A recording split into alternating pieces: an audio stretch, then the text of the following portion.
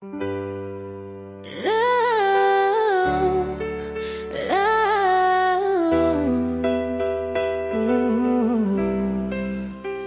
mundo ng internet, puno ng kulay, mga pangarap ko'y di ko na maikubli. Sa likod ng kamera, handang sumubok, pero bakit tila di man lang nila akong matangkilik? Kamag-anak, kaibigan, hindi man lang mag-like. Dati kay saya kasama ang iyong ngiti, ngayon parang ibang tao na ang yamang to. Kapatid, saan ka na? Ba't para nang laglaho? Isang masakit na katotohanan, sa mga kagaya ko na nag-aasam, ngunit hiwalay sa dagat ng tagumpay. Ang mga ninanais ko, di man lang sila sumabay. Gustong magbaka sakalit lumipat, ngunit ang mga kilala parang nakalimutan. Nag-comment sila sa ibang video, sa mga ngasikat, sa mga ganda ng saplot. Paano ba ako? Try na may iniwang abala. Ang puso ko'y umaasa na sana'y magbago siya. Ngunit ako'y hindi artista, wala akong talento sa sayaw at kanta. Tanging hangarin ko lang ay maging inspirasyon, maghatid ng ngiti at pagmamahal, lalong-lalo na.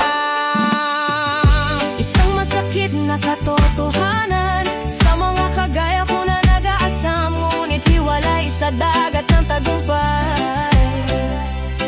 Ang mga ninanais ko, di man lang sila sumabay. Gustong magbaka sakalit lumipat, ngunit ang mga kilala parang nakalimot na. Pasensya na sa mga di nakakaalam, wala ako magawa kundi ang umangkas sa pakikibaka. Kahit mga estranghero nagbibigay ng suporta, di nakuha ng mga di nakaka-appreciate ng aking sigla. Nagpost ako ng video umaasang makilala, pero tila mga matay sa iba nakatuon. Di ba't sana mag-iba isang pagkakataon na makikita na sa likod ng mga ngiti mayroon ding kurot ng lungkot. Isang masakit na katotohanan, sa mga kagaya ko na nag-aasam, ngunit hiwalay sa dagat ng tagumpay.